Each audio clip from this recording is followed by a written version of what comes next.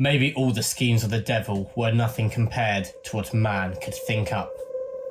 I mean, when the world comes for your children, with the knives out, it's your job to stand in the way.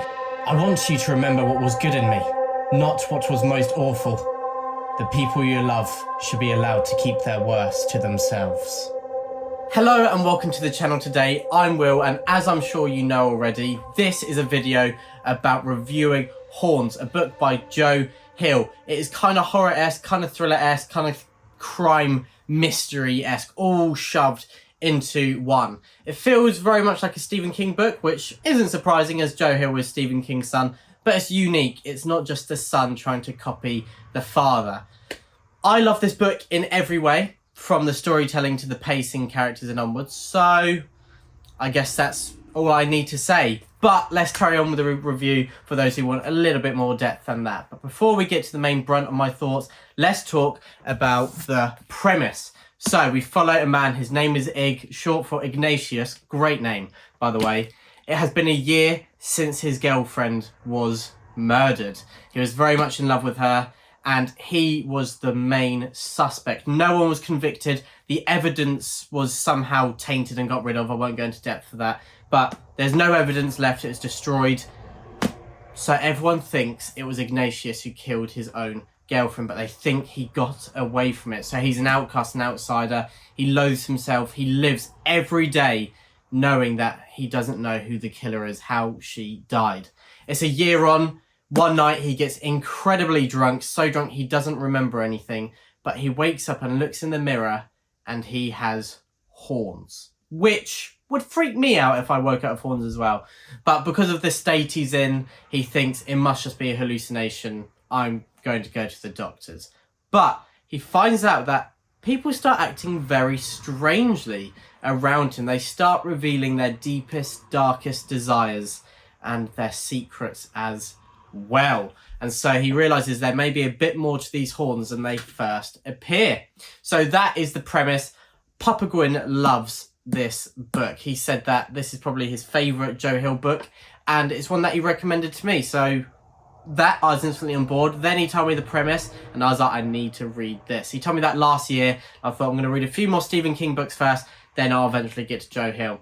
And I thought now was at the right time. This was just brilliant. From the get-go, with that premise, with that beginning, I was hooked. It has a lot of dark humour, especially at first when you don't realise, or he doesn't realise why people are telling him these things. And it is dark comedy because it's awful what he's learning and what they're telling him. But it's comedic, his reaction. And I believe that the film with Daniel Radcliffe kind of plays on this element of comedy far more. I've not watched the film yet, but I intend to at some point. I think I'll leave it a little while because I'm very much in love with this book right now and I'll be upset if anything is changed. But I will watch the adaptation at some point. Please let me know if you've watched it and enjoyed it. So that's the plot and the premise. I was instantly hooked. The characters.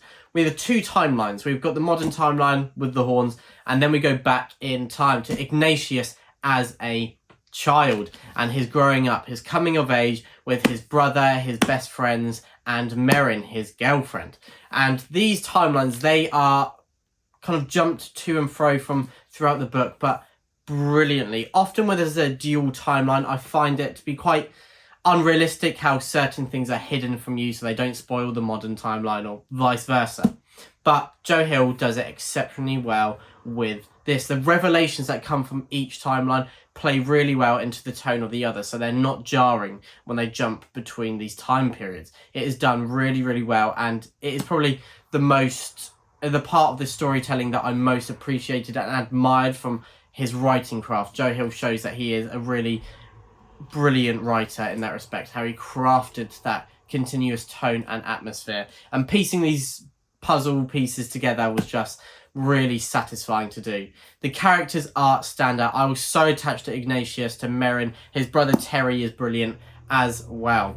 I love the family dynamic that we have, and I just thought that every time there was a revelation you thought, oh, that's the main revelation, but wow, there's half the book left. How is this going to stay interesting until the final climax and the final confrontation?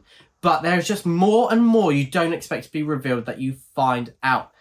A lot is kind of the dramatic irony where you know things that are going to be revealed, but it's about the characters going towards that journey. And that tension was built superbly. The tension and suspense was just expertly molded and crafted and put together in Horns. I'm saying basically just very, very positive things because I think this is just brilliant in every way. This is not a book for you if you don't want something quite heavy, because there are quite dark things in Horns and it can be quite depressing at times as well. There is little light. Of course, looming over Ignatius's life is his girlfriend has been murdered and he's the main suspect. People are repulsed when they see him.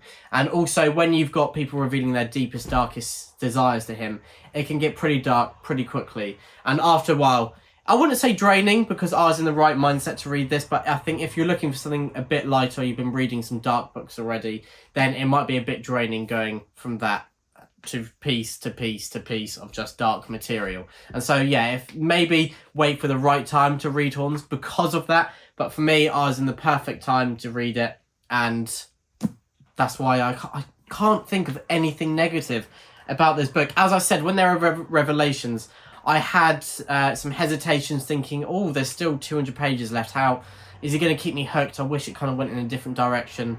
But no, the direction he went then positively surprised me and had me hooked and engaged just in different ways than I expected earlier on.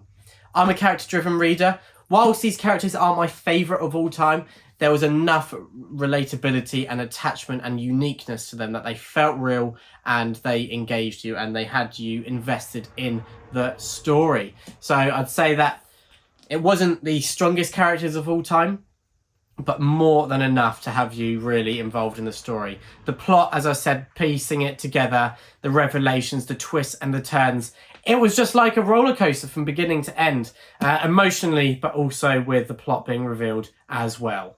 Of course, with the horns growing off his head and this powers being given to him, it is supernatural but set in the real world. And that is something else that is very hard to do. Stephen King is one of the only authors I've come across who can make me really enjoy a book whilst it's set modern day with superpowers or the supernatural element.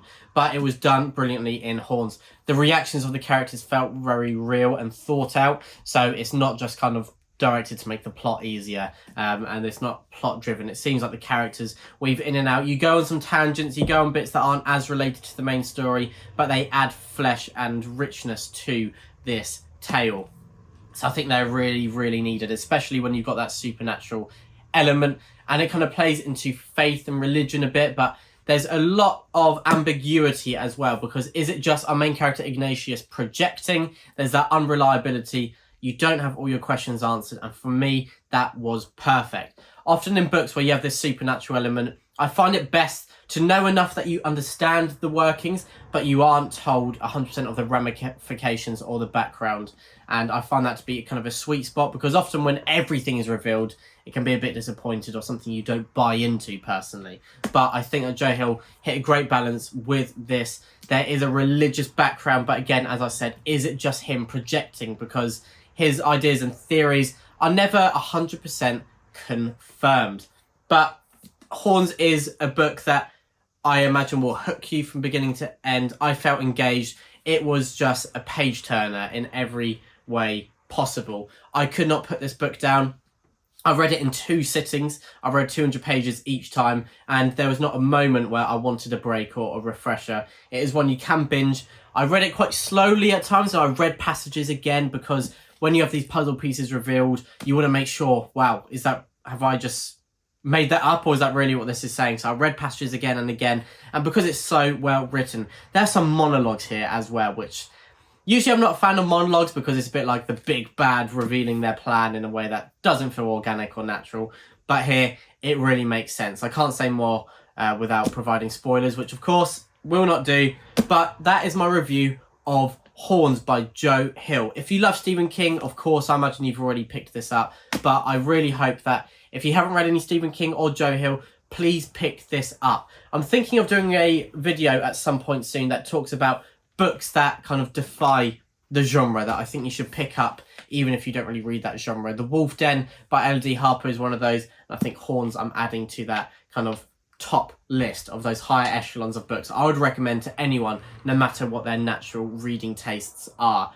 It is thrilling, it is captivating, it is moving, and it is shocking. This is Horns by Joe Hill, and it may be recency bias, but I think it's going to go down as one of my favourite books of all time, and it's definitely going to be one of my favourites of 2024. So we'll see on my reflections on this in a month or two when it hasn't got as much of that recency bias, but I think it will stay up there as one of my favourite reads of all time. So that is Horns, of course, very positive from me.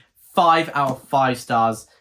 Please, please, please read this. Let me know if you've read anything similar or anything else by Joe Hill. I'm not sure what I will dive into written by him next, but I will be deciding pretty soon. Let me know if you've got any recommendations down in the comments below. But as always, everyone, thank you so much for watching and stay safe.